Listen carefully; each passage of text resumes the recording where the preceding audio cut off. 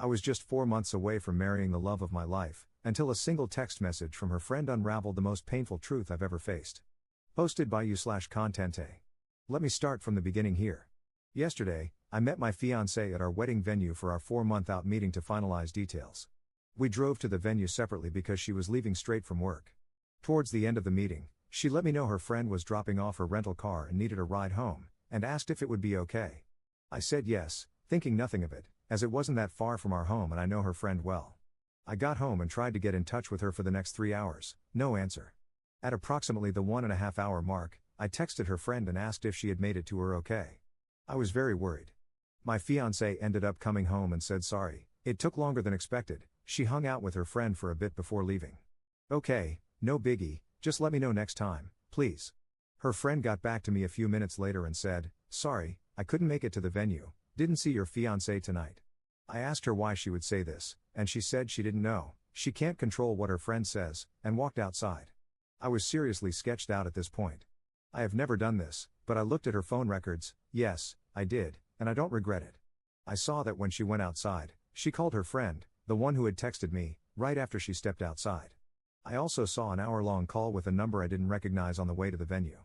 I asked her what rental place they went to and multiple other questions. She had quick answers, and they seemed legit. I thought maybe I'm crazy here, I need to chill and sleep on it. This morning, I asked her to please show me the text from her friend asking her to pick her up, and I would apologize for questioning her the previous night. She said no. I said that when I caught up to her yesterday on the way to the venue, I saw she was on the phone. Who was that? She said, oh, that's the friend I picked up later on. That's when I knew for a fact she was lying. I said I looked at her phone records and knew that wasn't true. She then changed her story to say, oh, I needed to meet up with a coworker to discuss a patient. Who is the coworker, and why couldn't you discuss that over the phone?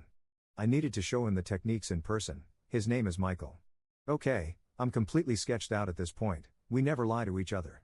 I asked to see the texts with Michael. She wouldn't let me see them. I asked, why not, if there's nothing to hide? Are you having an affair? Do you not want to be together anymore? She paused and proceeded to tell me all the things that are wrong with me. I work too much, don't spend enough time with her, and don't listen. I'm astonished at this point, all of this is news to me. I put 2 and 2 together, I know something sketchy is going on. I again asked to see the texts. It took about half an hour of convincing to see them, and they were crazy, sexual in nature and talking a lot of crap about me. Also, how she wanted to be with him and how they're essentially in love. She started this job 1.5 months ago, he is her coworker. He is also 15 to 20 years older and divorced with multiple kids. I have been financially supporting her for the last few months as she got back on her feet and was working extra so she wouldn't have to pick up a part-time job. We own a house which we both live in with 3 dogs and a horse. Sorry for the novel, I am beside myself right now. I did not see this coming, and we were going to get married in 4 months. Any advice would help. Top/relevant comments. Commenter. Standard cheater victim blaming. Don't let her pin this on you, up. You deserve better. Cancel all vendors, notify invited guests, and lock down your credit or shared finances. Are you sure the affair partner is divorced? He may be lying to your soon-to-be ex, or she may be lying to you. Either way, it sounds like she cheated down and screwed up royally. It sucks, but it's better to know now than 10 years down the road. I'm sorry you got blindsided like this, and I hope it gets better soon. Ops response. I really appreciate you taking the time to reply and for the advice. I have no idea if he is truly divorced, and honestly, I don't want to know more about the guy. The saddest thing about this is my dogs love each other and will most likely be broken apart. I agree, it's better to know now. Commenter 2. Damn, totally sucks bro. Condolences on the death of that relationship.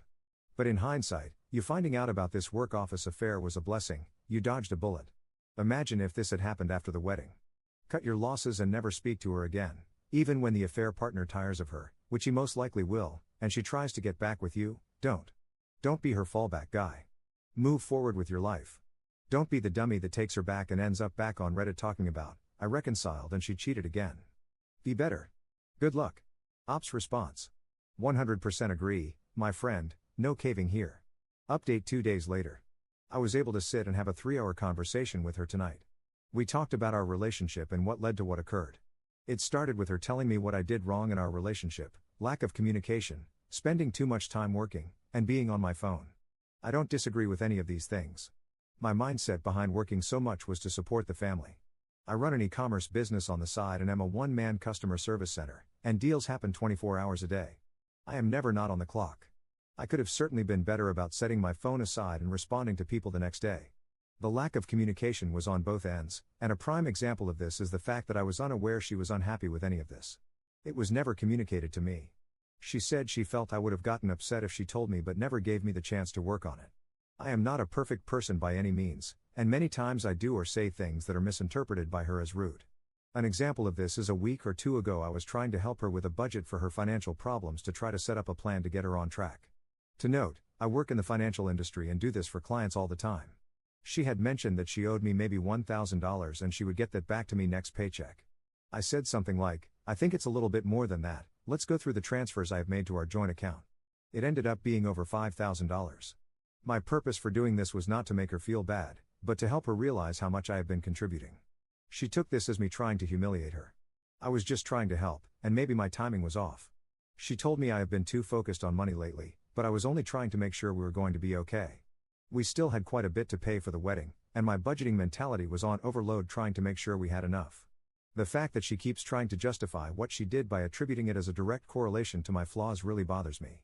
She keeps telling me that she is surprised I would throw away 7 years of a relationship like this.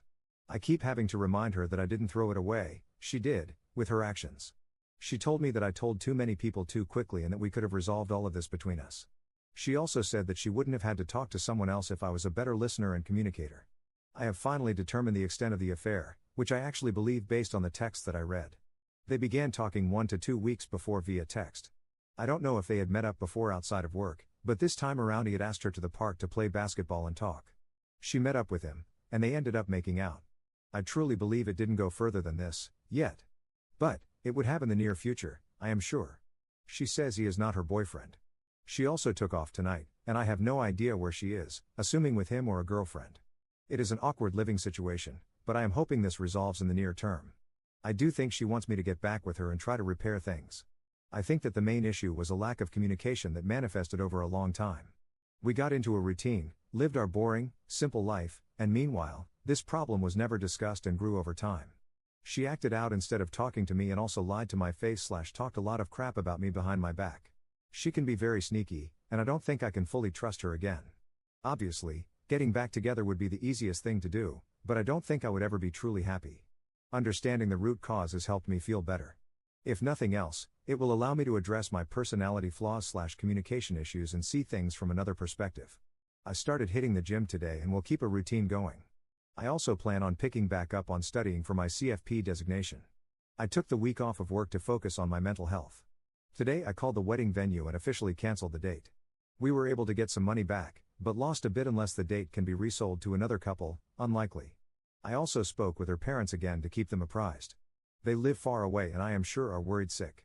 I continue to let them know everything is fine and calm, and they don't need to worry about their daughter. I did some research, and with interest rates where they are today, I will not be able to find a comparable house for the mortgage I pay for this, can barely find an apartment for less nowadays. I think my best option is to try and buy out her share and have her find an apartment. She seems agreeable at this time. We will have an appraiser out to assess value and see what half of the equity would be and if that is doable for me. My questions to you all are, does this change your mind at all about the situation? Am I handling this properly? If not, what should I be doing differently? Top/relevant comments. Commenter. At this point, I would stop giving her the platform to tell you that her cheating is because of you. It's not. She chose to cheat. Instead of being an adult and having adult conversations in an adult relationship, she chose to cheat. The moment any of that comes out of her mouth, shut it down. She doesn't deserve to have your ear.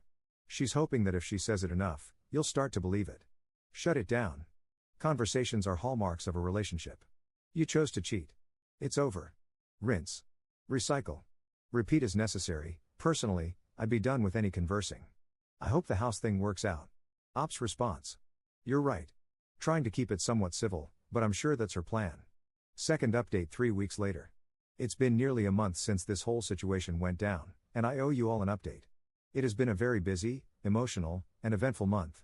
I'm not going to lie, the few days after this happened, I was a pathetic mess, groveling to get back with this cheating piece of crap.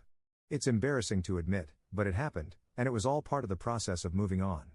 While in this vulnerable state, I tried everything I could to do things right, to make things better, but nothing worked. I was actually told that she had to make a decision, me or him, and she did the right thing by choosing him. I think that's when I woke up and realized I had let my self-worth go down the drain, and I needed to take a step back and really focus on me and what was best for me. It is hard, after 7 years of doing everything for someone else, to focus on your own needs, but that's exactly what I have been doing since. I moved our joint savings accounts to my individual checking account. I did the math of what was owed to me and transferred half of the balance back to the joint account for her to take. I have been working out every day since this happened. It makes me feel good to not only improve how I look, but also helps me continue to think clearly. I've gone suit shopping, gotten a massage, and gone out with friends and family. Not only was this relationship isolating me from my friends and family, which should have been a huge red flag, but I never did anything for myself. Buying clothes is just not something I would do. I was always worried about providing for my significant other and animals. I've been seeing a therapist, for the first time in my life, on a weekly basis. It helps me talk things out and with my decision making. It's something I will probably continue even after this situation resolves, just to continue improving myself. Now for the bigger items. I'm still living in the house with the ex. She's sleeping in the guest bedroom, and we're at a point where the only communication is, "Did you feed the dogs?" I think she is a terrible person, and no matter what I say, in her mind, this is my fault. To accuse someone of being a bad communicator and then use that as an excuse to not communicate her feelings to me and cheat is her being a hypocrite and taking an easy out on her delusional mind. I stopped trying to reason with her because she is unreasonable. I've been keeping the ball rolling with listing the house for sale. I contacted an agent, had them come out, and was happy with the proposed sale price. She then requested that I contact 2 other agents and get their opinions, one of whom was recommended by her friend. Yes, I made all the calls, set up all the appointments, and met with these people. This is how the relationship always was, and even though it's not fair, I've been willing to do it all to get the hell out of here. After meeting with all 3, we ended up going with the first agent. Pictures were taken on Sunday, and the house was listed for sale Sunday night. Open house is next Saturday. Already getting a lot of attention on the real estate sites. She'll be taking the horse to a barn somewhere TBD. I had a conversation about the dogs and offered to take one or none. She said she would take all 3 of them to keep them together. They are a happy bunch, and I don't want to fight over taking one if that will break them up. It also, selfishly, allows me to pursue a clean start. Unexpectedly, I met someone about a week ago that I've been spending quite a bit of time with. I have no false expectations here, but I'm enjoying hanging out with her. She's been through a similar situation in the past and has been helping me through this. It's really eye-opening speaking with a kind, thoughtful, and independent woman. It makes me realize what a narcissist my ex was, completely self-centered, dependent, and manipulative. I should have listened to the warnings from family and friends long ago. I definitely fell into the trap of being in a simple routine. I wasn't enjoying life, it was just an easy situation to be in. Nice house, lots of land, great animals, I didn't want to rock the boat. So I just continued on. You don't really realize this until you take a step back and truly reflect. Some might say it was wasted time, but I'm really using this as a learning experience. I will not ignore red flags in the future. I will not fall into the simplicity trap. I will continue to maintain relationships with friends and family. I just want to end this with a huge shout out to everyone on here who commented on my original post. I posted on Reddit because I had no idea what to do. Those of you who took the time to try and help a complete stranger on Reddit are amazing. I read every single comment, and they all helped me get to where I am now. I am looking forward to the next chapter in my life, wherever it takes me.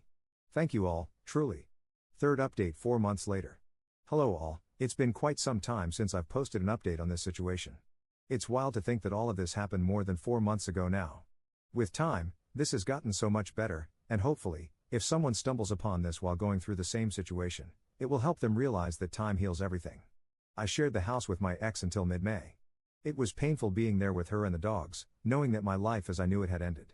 We were roommates who didn't like each other. I tried to avoid her as much as I could, but it was impossible. We stayed in different bedrooms, but the dogs were allowed to roam to and from at night, doors open. After the first few weeks, she stopped sleeping out, and it didn't happen almost at all for the remainder of the time at the old house. The constant texting and phone calls, however, did not. I think they decided not to pursue a relationship but remained friends.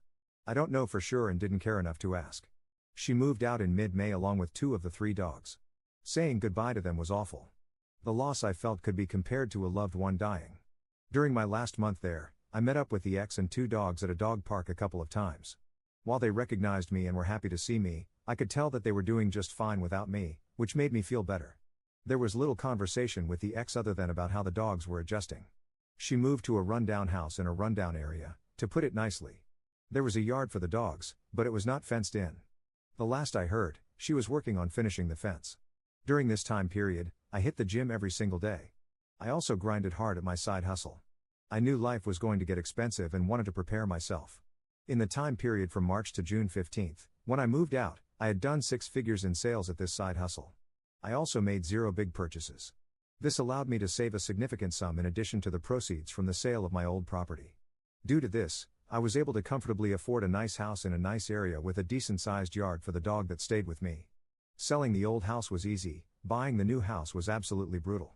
Thankfully, the buyers of my old house allowed me to rent it back from them for a month until June 15th. I made offers on a total of 5 houses and finally got the last offer accepted towards the end of May. It is really nice being out of the old place. The memories associated with that house haunted me every day. Especially after my ex left with the other 2 dogs, it was just very empty. Moving was a pain, but friends and family came in clutch to help with it all. I have now been here a little over a month, and it is feeling more like home daily. I am still seeing the same woman, who is now my official girlfriend. I live a bit closer to her now, which is nice. She treats me really well, and I am very lucky to have her in my life. She helped me get through this situation and has been very cognizant and accommodating relating to my need for space and my emotional ups and downs. I've never been with someone who communicates so well, and it is making me a better communicator myself. My emotional intelligence has also grown significantly. Overall, life is good. While this was one of the hardest things I've had to go through, I feel blessed that it happened. I was going to marry a completely self-centered, ungrateful piece of crap. I was so comfortable with my daily routine and didn't want to disrupt my animals' lives or lose my house, so I was willing to put up with being miserable. I will continue working on myself and learning more about my own wants and needs. I will also continue to provide my dog with the best life possible. I do think about my ex regularly, lots of flashbacks of good and bad memories. My new therapist has been extremely helpful in helping me realize that I probably won't ever get the apology from her that I want. She's just too proud to admit what she did was wrong. Communication with my ex has been very limited. I don't plan on seeing her or the other 2 dogs again. I've accepted that this is what is best for everyone. If I missed anything you have questions about, please feel free to post a comment and I'll be happy to answer. This situation is over at this point, and I won't be making any more posts on the subject. Thanks for following the saga and for all the support through the process. Top/relevant comments. Commenter. Awesome, man. Been through something similar. Did she try to get back together at some point? Anyways, good luck on the road ahead of you. Ops response. She did not. I think she's much too proud to ever admit she made a mistake. I think she's also in denial over the whole thing. Her perfect life has quickly turned into one where she lives in a small, run-down house in a run-down area with 2 dogs. She also has to drive to and from the horse daily. Maybe I'll hear from her eventually, but I'm not banking on it. Thank you. Commenter 2. I can only say congratulations. As a reward for your effort and kindness, you got a new girlfriend who respects and understands you. Good luck in your new life. If there is something to learn from your old relationship, it's that you should always communicate and always look for better ways to do it, even if what you have to say sometimes hurts. From your comments, it seems that her relationship with the affair partner, even though she chose him and professed her love, didn't work out. That's why, as you mentioned, after the first few weeks she stopped sleeping out. And that was logical, since they had only known each other for 1.5 months and had an affair for 2 weeks. It was obvious this wasn't going to work long term. Knowing that she is an easy girl, I also doubt they'll continue to be friends. What a stupid way to throw away 7 years of a relationship. But she deserves it. Yes, she is a piece of crap. Proud or not, she now realizes that she has regressed and lost great support, but again, she's too proud to ask for forgiveness, and that same pride won't allow her to admit her guilt. Not that it's something you care about now. As far as you're concerned, she can click and minimize. Just out of curiosity, why didn't you report this action to her HR department? Or did you, and just never commented on it? Well, good luck and keep going. Ops response. I appreciate you taking the time to write all of that out and for the support. There was no formal HR department at their place of work. I did speak with a manager and made an anonymous report the day after. I felt very petty doing that and never followed up on it. Don't know if that manager ever passed along the info. Enjoying my new life, no longer feel like I'm walking on eggshells.